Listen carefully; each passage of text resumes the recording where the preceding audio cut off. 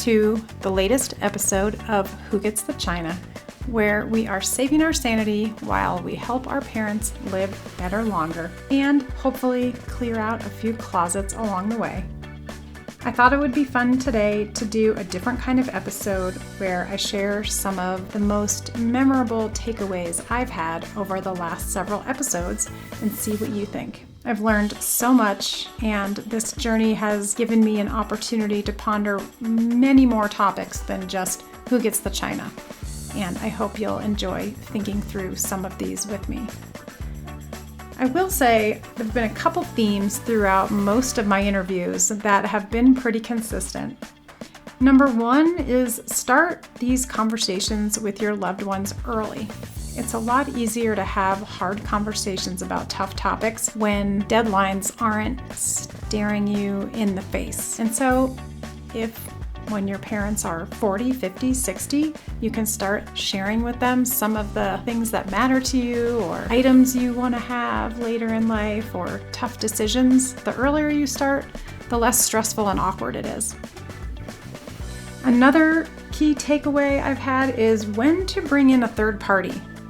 There are just lots of times where you are not qualified to have a conversation on your own, nor should you be because you've never been trained.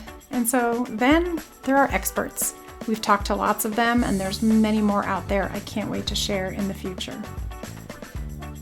And another insight is about broaching some tough topics gently. These are difficult conversations, they're emotional conversations, but they can also be funny and lovable. And so thinking through how you want to have a conversation ahead of time can lead to the best possible result in many cases.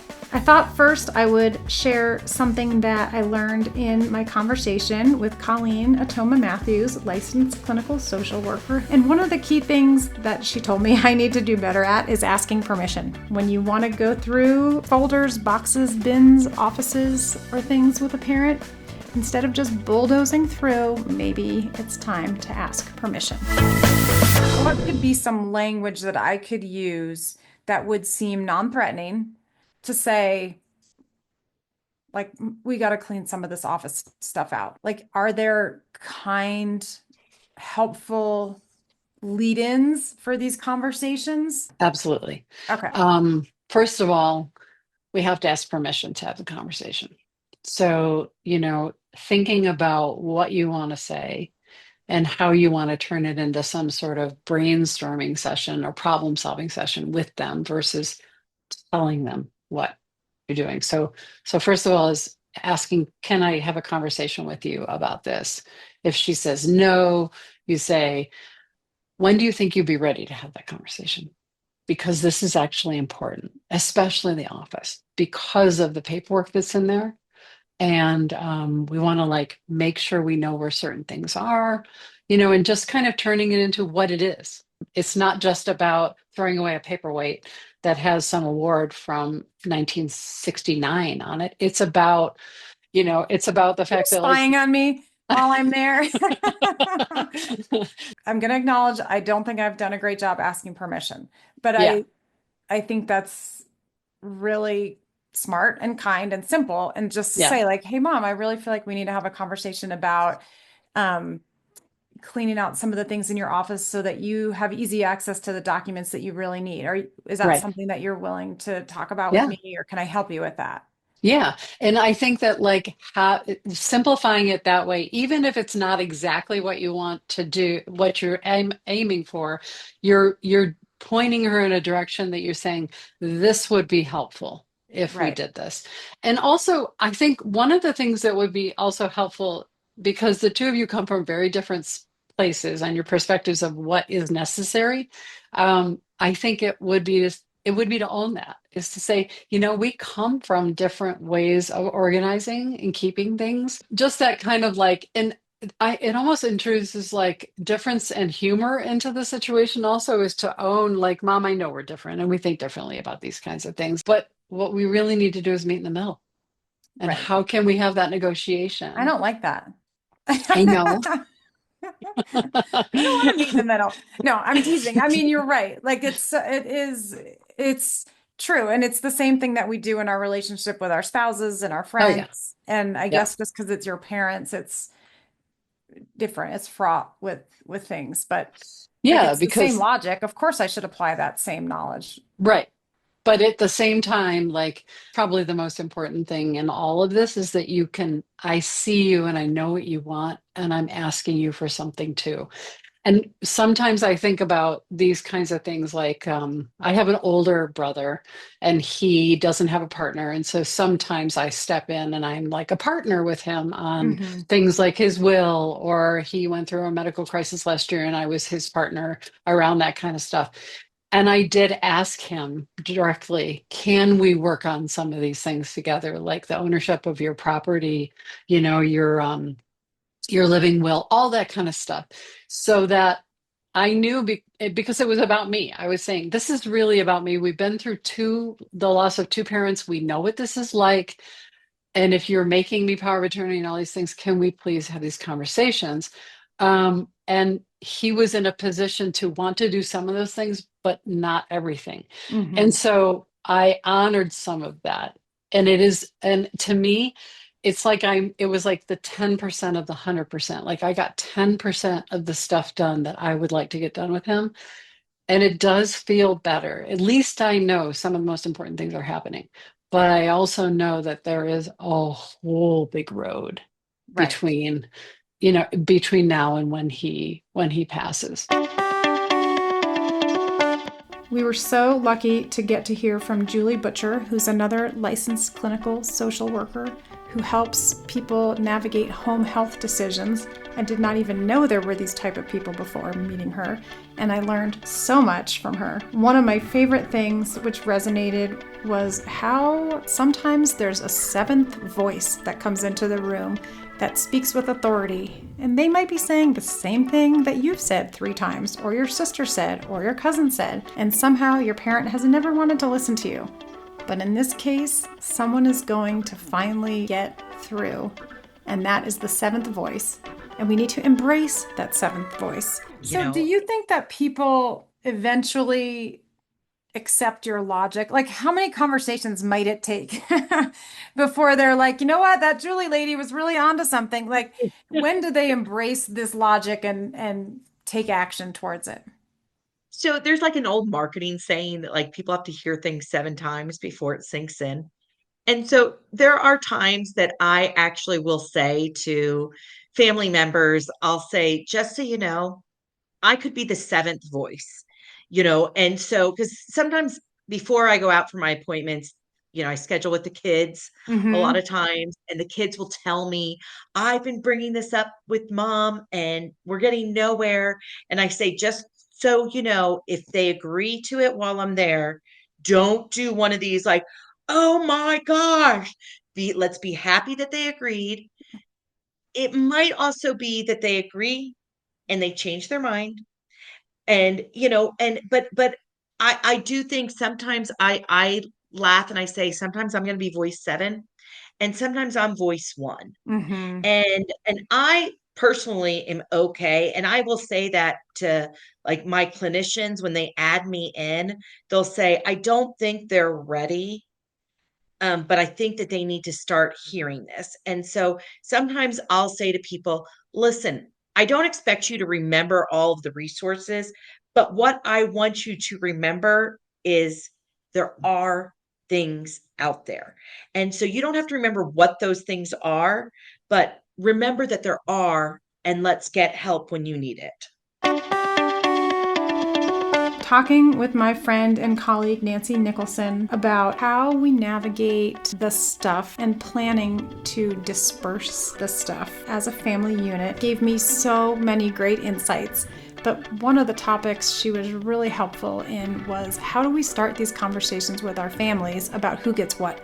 Because at the end of the day, someone's going to get the china and someone's not. And there are a lot of ways we can have those conversations. And she had some great tips and tricks for helping us do that fairly and with love and respect, and maybe earlier than you might think. Let's talk for a minute about how we can be intentional and fair and thoughtful as the kids or as the parents about allocating who gets what? It's a touchy subject because not only does the parent feel that it's divisive within the family, sometimes the siblings, if they're not divisive, haven't been divisive, become so because Yes. of things. And I think one of the best things that I have found that helps really well is to have a way to start the rotation. Whatever that is, a number between 1 and 10, drawing straws, however you want to do it, where it starts with one person, the next person in line gets the next choice, and it's all by chance. It isn't something that is predetermined by your age or proximity or any of those kinds of things. And it's a nice way to keep it even all the way around. Now, there may have been pieces early on in childhood that your parents or anybody's parents might have thought, I want this to go to someone. And that's also that discussion to have. Are there things that you'd like to try and gift now so that you can enjoy watching us enjoy it?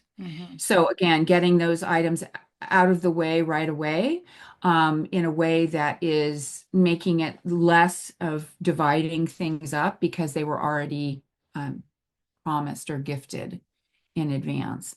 But the process of going around is helpful.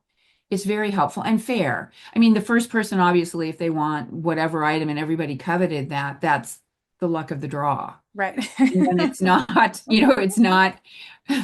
it's not because of any other reason, but for the fact that they happen to have chosen the right number. So Right.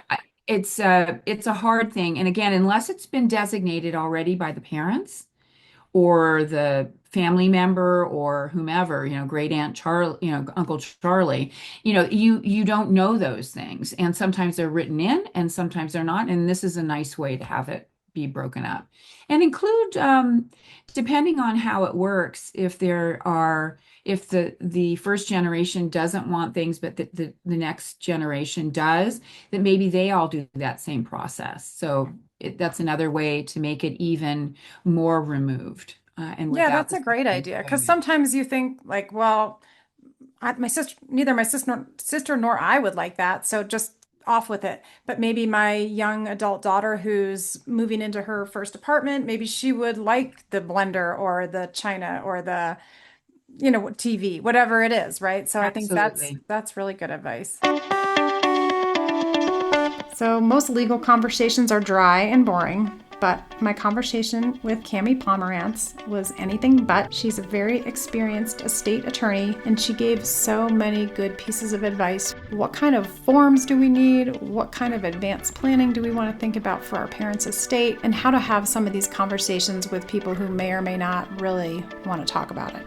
How do you typically, maybe people come to you and say, I want to get this all sorted out. But if I'm going to start with one most important thing first, where do you counsel people to start? Yeah, I think with the powers of attorney and a healthcare power of attorney, I even tell people who are 18, their parents, to get them to sign healthcare powers of attorney and financial powers of attorney, because as a parent, you've always taken care of those things for your kids. They turn 18, they're adults. Your power is over. The law provides generally backstops for where your assets should go in the event that you die without a will. And it's what people would expect, spouse, children, etc. I'm not counseling anyone not to have a will.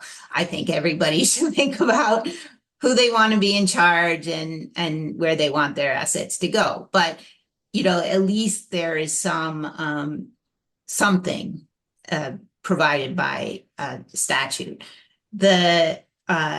With powers of attorney, if you do not have one and someone does become incapacitated, you have to go to court and be declared their guardian. And that can be expensive and difficult. And then you have the court's involvement in your life for the rest of that person's life. You have to provide accountings to the court because the court is basically saying, we're now in charge of this person and we're going to empower you, but we're going to watch over you to help this person. And so if it's important to have a power of attorney so that you do not have to go through that process. Yeah, if you don't want the court involved in your personal business of managing your healthcare decisions or your financial decisions, you need to have these documents in place so that you can be in control. My conversation with Miss Freddie was one I was dying to have. I love photos. I have a million photos. I have a basement full of bins and boxes of photos, and I want to do the right thing with them. So hearing from her how I could start with my mom's gigantic collection and start to prioritize and sift through it using her methodology was awesome. And I hope you listen to her episode. So say I want to tackle my mom's various archives, where to start? Again, we're not going to look at the whole basement. We're going to look at one box at a time. So, okay, let's grab this blue box. And this weekend, that is my task. It might look different if your parents are still alive or if your parents have passed and you've inherited it. If your parents are still alive, I think it's useful to go through it with them. So, hey, I'm coming over this weekend. We are going to review the blue box. You can tell me stories about the things that we come across. But the goal is to decide, what are we keeping and what are we letting go? Because even in my own photo box that I opened to scan my photos years ago, over half ended up in the trash. So much of it was meaningless, could go in the trash without a second thought, and that immediately made the work smaller. What are some guidelines that worked for you in terms of getting that 50% purge? So there's not necessarily a goal. It has to be 50%. I was just so shocked that my trash pile was bigger than everything else in the box. For me, it was really obvious. I could make that decision in 2 seconds, just going with my gut of, I don't need this digital. I don't need this physical. Didn't know this was in here and it doesn't matter to me. Often they are doubles or triples. I wish I had learned earlier in my life what you said, the landscapes, put a person in the photo. And so there's these travel photos from middle school and high school where they're just terrible. It was probably a disposable camera and it's some landscape and I don't know where it is and I can throw it away. But when it comes to your parents, it's a little different because there might be things that your mom thinks are keepers for her, and they aren't a legacy item that would be a keeper for you. There's the trash pile, which is probably obvious. There's a legacy pile, which is what matters to you and your mom. And then there's a keeper pile that only matters to your mom and doesn't need to live beyond her. Kirsten Zeid is a physical therapist who works in a senior living community, and I loved her take on how important physical therapy is, not just from a physical standpoint, but also from a social standpoint. Interacting with your physical therapy professional can be a great part of your day. Using physical therapy can help you be flexible longer, stable longer, on your feet longer. And there are ways they can help your parents, and there are ways you can have the conversation. And I love how she shared some best practices with us on getting that door opened. What are some things that I could look for in my parent that physical therapy could help them improve their quality of life or their safety? Some big areas come to mind. The first two that come to mind are pain and balance. So often, I think with older adults, they may have had a nagging pain that they've dealt with. I think so many of these older adults have such a high pain tolerance that they may just keep on keeping on. But, as caregivers, we may notice things that they were able to do before that they can't or don't do now. I'll give you an example. We were home in Louisiana visiting my parents, and each evening our whole family of 10 would get together for dinner, and my mom and I were working on extending the table.